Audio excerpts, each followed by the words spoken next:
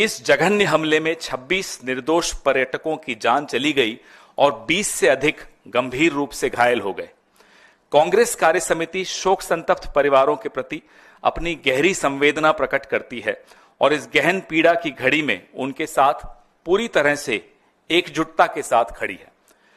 यह कायराना और सुनियोजित आतंकी हमला, जिसकी साजिश पाकिस्तान द्वारा रची गई, हमारे गणराज्य के मूल्यों पर सीधा हमला है। हिंदू नागरिकों को जानबूझकर निशाना बनाना पूरे देश में भावनाएं भड़काने की एक सोची समझी साजिश थी। हम इस गंभीर उकसावे के बावजूद शांति बनाए रखने की अपील करते हैं और संकट की इस घड़ी में हमारी सामूहिक शक्ति को दोहराते हैं। कांग्रेस कार्य समिति शांति की अपील करती है और सीमा पार आतंकवाद के खिलाफ दृढ़ता और एकता के साथ लड़ने के लिए भारतीय राष्ट्रीय कांग्रेस की दीर्घकालिक प्रतिबद्धता को दोहराती है।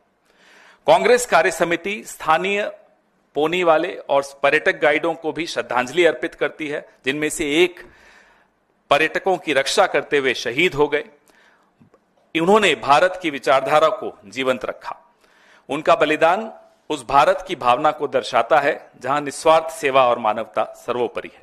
राष्ट्र की सामूहिक इच्छा शक्ति को अभिव्यक्त करने के लिए भारतीय राष्ट्रीय कांग्रेस ने 22 अप्रैल की रात को ही माननीय प्रधानमंत्री की अध्यक्षता में सर्वदलीय बैठक बुलाने का आग्रह किया था।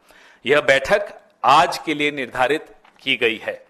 यह ध्यान देने योग्य है कि पहलगाम एक अत्यंत सुरक्षित क्षेत्र माना जाता है, जहां त्रिस्तरीय सुरक्षा व्यवस्था लागू है।